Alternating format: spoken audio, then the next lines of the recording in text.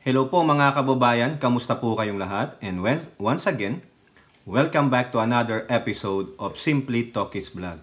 Pag-usapan natin mga kababayan itong ginawang pagtabla, pag-adapt ng Senate Finance Panel tungkol doon po sa General Appropriation Bill na galing sa lower house. Kasi po kinatigan po nila yung desisyon nila Elizalde Co nung committee niya na appropriation na ito lang ang tamang budget para sa opisina na yan. At ganun din po ang inyong ate ng bayan, ang kapitapitagang ate ng ating Pangulong Bongbong Marcos ay may sinabi po tungkol dyan sa Bongbong Sara Duterte feud di umano. Okay, pero bago po tayo magpatuloy, tayo po ay magbibigay pugay at pasalamat sa lahat ng ating channel members, followers, subscribers, nagla-like at nagsishare ng ating mga videos, sa mga nagbi-video replay, nagsishare ng kanilang blessings, at ganun din po sa mga nakakasama natin sa ating video premiere or live streaming. And also special shout out to all our OFWs, men and women in uniform, sa mga frontliners at mga guro, at ganun din po sa mga kasamahan natin na patuloy pa ring sumusuporta sa ating channel. At eto nga po, tayo po ay malapit ng mag 63,000 subscribers. Maraming salamat po sa inyo, and may God bless us all, may God bless the Philippines, and may God bless the Marcos administration. So unahin natin itong desisyon ng Senate Finance Panel na i-adapt yung House budget sa General Appropriation Bill. Kasi po, meron po isang departamento dyan na pinamumunuan ng isang pusit ninyong Vice Presidente na si Sara Tamilmil Duterte Carpio, na ang kapal ng muka, talagang pinanindigan niya na hindi niya ididepensa yung kanyang budget. Bahala na ang lower house, dahil ang lower house naman ang talagang sinasabi nila, kumokontrol ng pera, humahawak ng pera.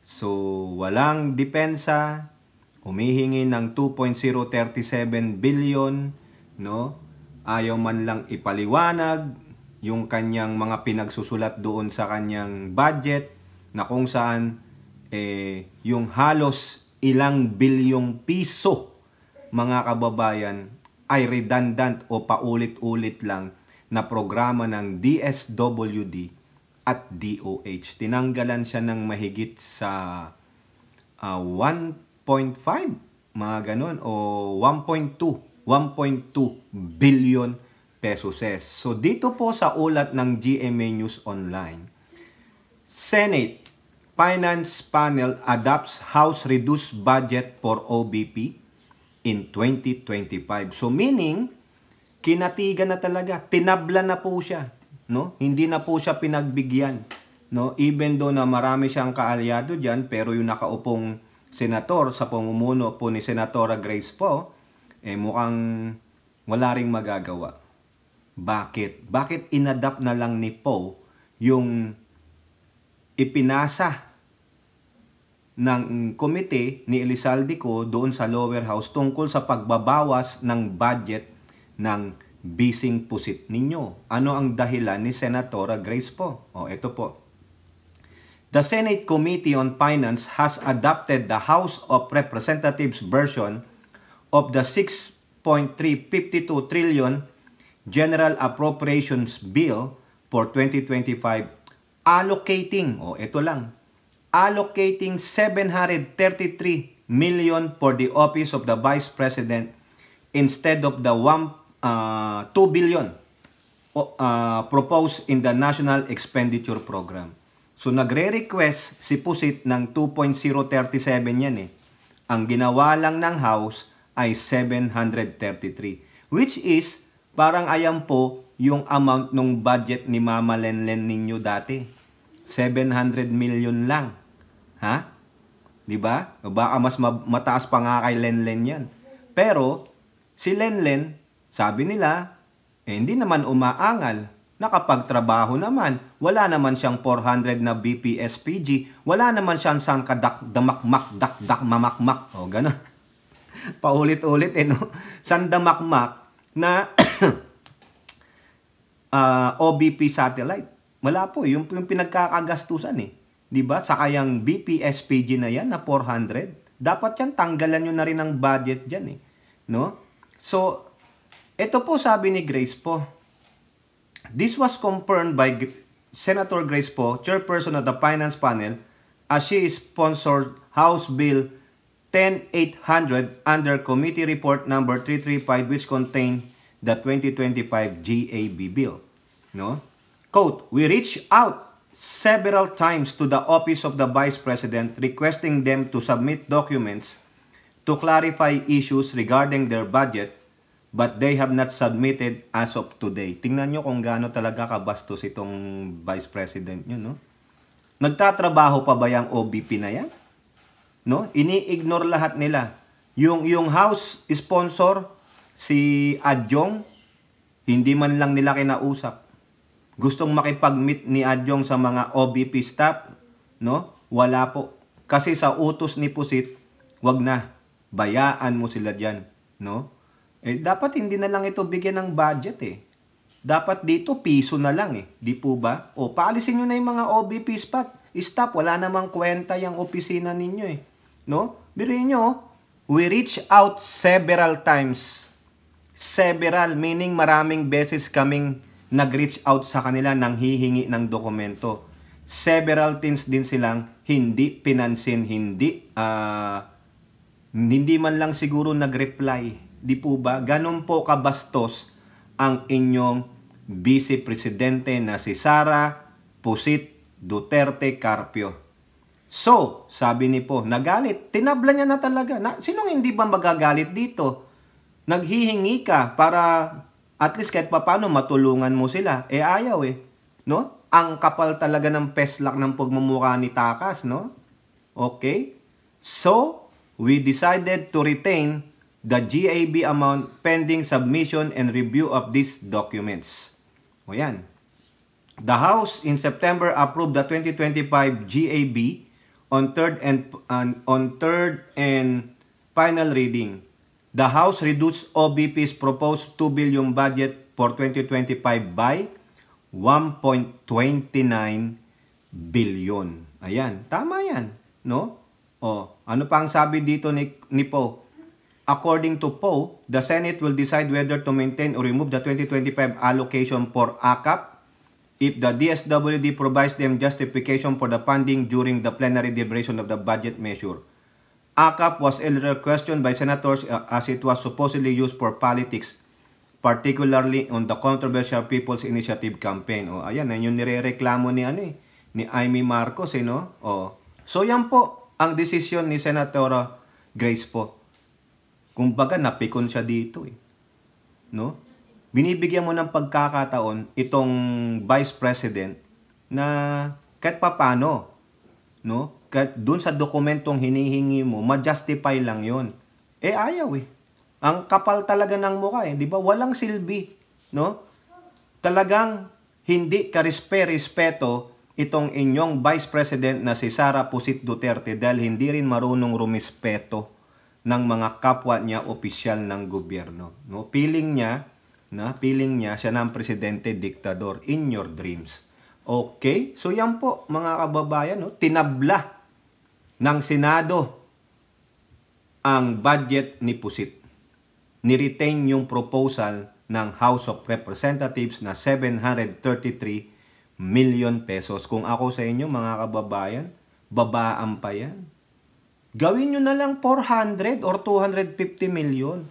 Operating cost, bawasan nyo yung mga satellite offices niya, bawasan nyo yung mga security guards niya, bawasan mo yung tauhan niya. Diba? At bawasan din dapat ng sahod. Eh wala naman nakikitang result, eh. Bakit ang laki-laki ng sahod? Diba? Samantalang yung mamamayan, no? Yung ano yun? Per day? Dapat ganun din siya. Kung hindi siya makitaan ng resulta in a day, hindi pa sahurin. Dapat per day na lang lahat sila dyan. Wala na yung mga tier, level 1, level 2, tier 1, tier 2, wala na yon.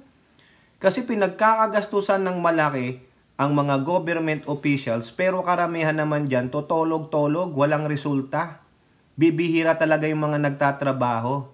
Diba? O si Pusit, ano ginagawa? Wala, yung huling-huli niya ako. Ano-anong pinagsasabi niya sa mga media interview niya? Puro kagagahan lang. So, sinasahuran nyo ng mahigit sa 250,000 pesos kada buwan? Walang silbi. Diba? O, yan o. Kabastos-bastos pa. Bastos, walang good moral and right conduct. Hindi siya pwedeng maging hindi siya pwedeng maging national official sa national level. Hindi pwede kasi bastos po mga kababayan. Yan ba ang gusto nyong makita ng buong mundo? Na ang inyong presidente tulad lang ni Digong na napakabastos, lantarang bastos mga kababayan. O ito, punta naman tayo dito sa atin ng bayan ninyo. No? Yung mahilig lang magpa-tweetams, mahilig magpapansin, no? At higit sa lahat, hindi niya kayang idepensa yung kanyang ading sa mga naninira, lalo na dun sa kanyang BFF. Sinabihan na ng masama yung kapatid niya, yung tatay niya, galing dun sa mismong bibig ng kanyang BFF, pero ito pa rin ang sinasabi niya, no? Sabi niya sa politiko, panis na balita yan, sabi niya. Jaime Marcos moves on from Bongbong Sara Duterte feud. Kumbaga, wala siyang pakialam.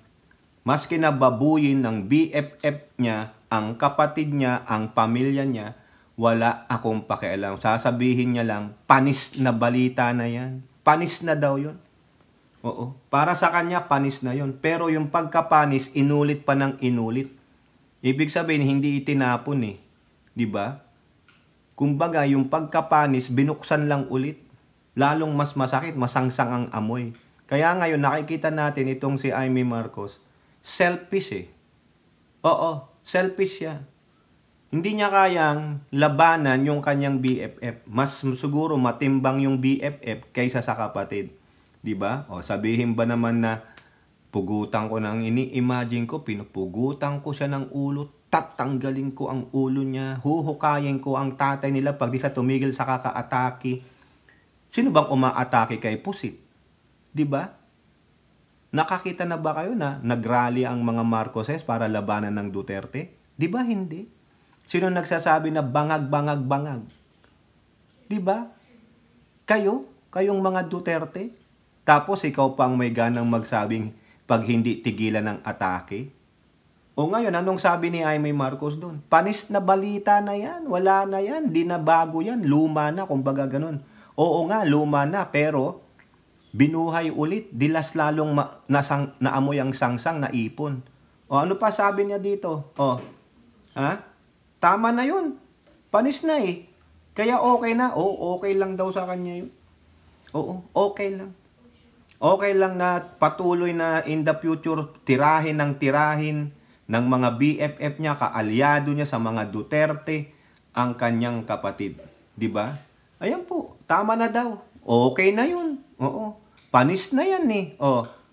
Marcos said her friendship with Duterte remains intact. Ayun. Kaya wala siyang masabi, hindi niya makalaban si Duterte kasi best friends pa rin sila. Kumbaga ito, laro-laro nilang dalawa. Mahilig sila dyan. Scripted po yan.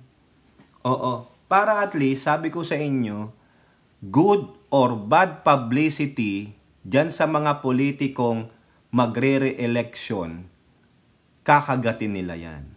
No, nagalit tayo kay Pusit. Hinaantay natin yung maging reaction ni Jaime. Uy, publicity sa kanya yan. Mababanggit natin si Jaime, kino-call out natin. Diba? Even though it's a bad publicity, it's still publicity. Libreng publicity yan. Tulad nung ginagawa ni Bato, lahat na lang papatulan. Pero ito ang masakit dahil yung mismong ate ng presidente, hindi siya kayang ipagtanggol. Feeling natin, hindi sila magkapatid. Or matindi ang inggit ng kanyang ate. No? Kasi sabi niya, tama na yan. No? Panis na yan eh. Kaya okay na. Stop. Luma na, move on. Kami nga nag-move on, pero may isa na best friend mo na nagbulkas ulit ng can of worms. O di ba? Lalo niyang pinaamoy yung baho ng masangsang niyang ugali. O, pero ikaw, mas inaamoy mo pa lalo yung mga baho ng pag-uugali nila. Ito pa sabi ni Amy Marcos, kaya nga sinasabi ko, ayaw kong may alyansa-alyansa. Papanig doon sa isa, laban sa isa. Makikipagbunuan. Ayaw kong makipag-away. Sabi ko na magkakadungisan. Magkakabanatan ng di maganda. Kaya para sa akin, i-maintain independent na lang ako. Solo flight na lang. Ang importante sa akin, nakakatawid ako kahit anong alyansa. Lahat nakakausap ko. Ganun pala. Bakit di mo yan sinabi noong Uniteam? Nung presidential election nung 2022. Bakit di mo sinabi yan? Ayaw nyo daw makipag-away, ayaw nyo makikipagbunuan. Sino bang nang-aaway, mga kababayan? Tell me, sinong nakikipagbunuan? Sinong nakikipag-away? Sinong gustong mangdungis? Diba? One-sided Kailan umatake ang Marcoses sa mga Duterte? Diba? Bulag yata itong si Amy. Hindi niya nakikita kung sino talaga ang patuloy na naninira, bumabanat, at kung ano-anong pinagsasabi sa kanyang kapatid at sa kanyang ama. Wala lang. Pero pag ang BFF niya na at yung Duterte ang binanatan, tama na. Move on na. Diba? Napaka-bias, napaka-amper. Kaya kayo mga kababayan, ito ba? Mapagkakatiwalaan nyo pa si Amy? Ito ba patuloy siyang magiging kaalyado ng kapatid niya? O pinaglalaruan lang tayo ni Amy dahil sa kanyang pansariling interes at ang interes ng mga Duterte? Mind nyo, sinabi niya, wala namang loyalista ang mga Marcoses. Ano ba yan? Naalala nyo yung mga interview ng vloggers, yung may movie noon na sikat, no? Ginamit pala nila ang Pangulong Bongbong doon. No, sabi niya, wala namang loyalista Walang ganun. Therefore, kayong mga Marcos loyalists, hindi kayo nag-e-exist kay Amy. Kaya hindi niya kayo kinikilala. Okay? So kayo po, ano pong masasabi ninyo? Comment down below and don't forget to like and share. Hope to see you on next videos. Bye-bye. God bless.